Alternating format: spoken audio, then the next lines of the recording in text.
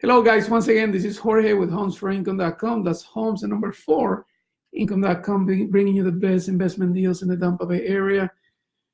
As promised, I said anytime I have a thought, an idea, I'm going to go live.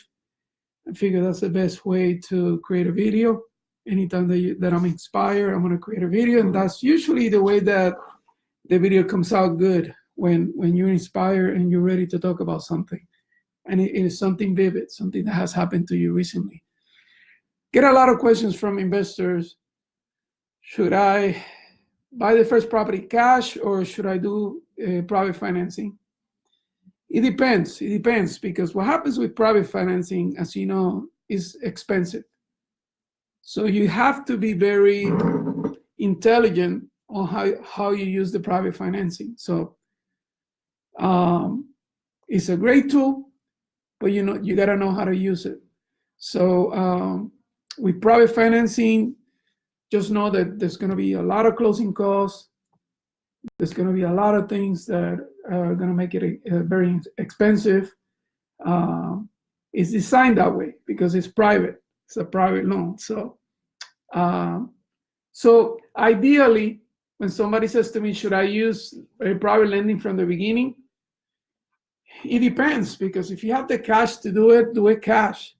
It makes no sense that if you have the availability of paying for an asset cash, that you're going to go into a mortgage and pay interest when you know that the bank is not going to pay you more than what you're going to save if you just buy the deal cash and not pay this 8-9% interest rate on the private lending. So I would always go cash at the beginning, and then after the asset is finished, rehab, rented, whatever the case might be, then you could go back to the bank and get better terms.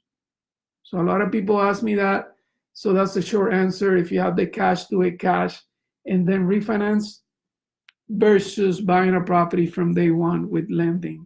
I see a couple of people join. Majority, thank you for joining. Jeffrey, thank you for joining. Mary, thank you for joining. And it makes sense, guys, when you think about it. If you're going to buy this property, right, and you're looking to buy a distressed asset, and this property is in bad shape, right, like my notebook, it's all about the speed. So obviously adding lending to any transaction is going to slow the speed. So therefore, making it more challenge for you to be more competitive against other people that have the cash and the capability of closing fast. So that alone is the first thing that's gonna happen when you do lending, any type of lending. Now you know that you're gonna make an offer contingency or contingent on the lending. So that means that you're gonna have to wait for that lender to do due diligence, and you're not going to be as competitive as other people paying cash, obviously. So the competitive edge is gone. Number 2, most of the time for acquisition purposes, anytime you're going to buy a distressed asset, nobody's going to give you, no private lender is going to give you a long-term loan. Most of the time are going to be these bridge loans that are only good for 6 months, a year, sometimes 2 years. So what that means is that right away, you know that you're going to have to close in this asset. You're going to have to pay closing costs, lender's fees, and probably pay lender's fees again in 6 months or a year. And you see how this strategy can really burn you, because now going from cash, if you have the capability of buying cash, you only pay closing costs and lending fees once whenever you refinance the asset to pull the money out, versus getting a bridge note, paying costs, paying fees, and then paying fees again. So I'm giving you 2 reasons. Why? Once again, to summarize, the first one is you lose a little bit of the buying power because the offers are contingent to your lending. Number 2, now because you probably, the only option you're going to get is going to be a bridge loan, you're going to have to pay closing costs for that bridge. And then if you end up keeping the property, you're going to have to pay closing costs again. So that's reason number 2. And reason number 3 is that, once again, if the money's sitting at your bank account making 1%, makes no sense for you to get into an 8 or 9% interest rate loan. Makes no sense. So cash is king.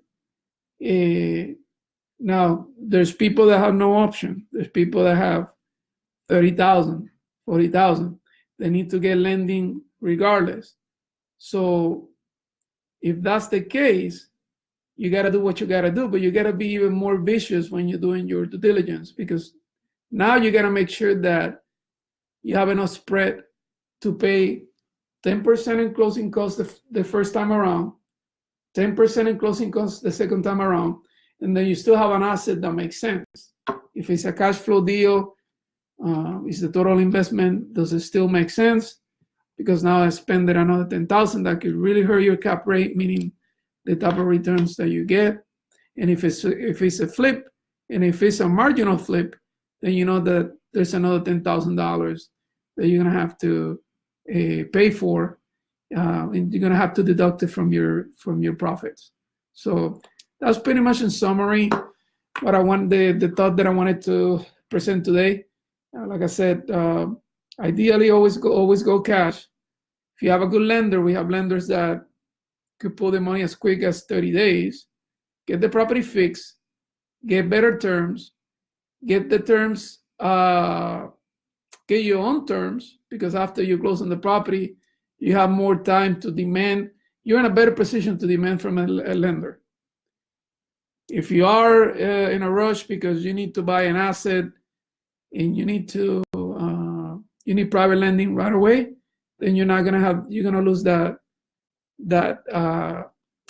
advantage, because you're gonna have to take whatever that comes your way. So very important that you start with cash, so you could buy the best assets, buy them quick, and then refinance. There's a lot of options nowadays. It's crazy.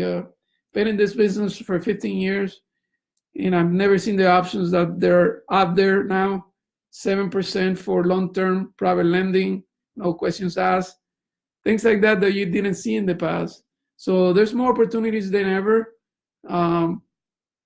Use cash. If you don't have the cash to do it at the beginning, do the deal regardless, because no action, doing no action is as bad as overpaying. So hope these tips work. And if you have any other questions, concerns, you could always reach out to us at homesforincome.com. That is homes4income.com. Thank you.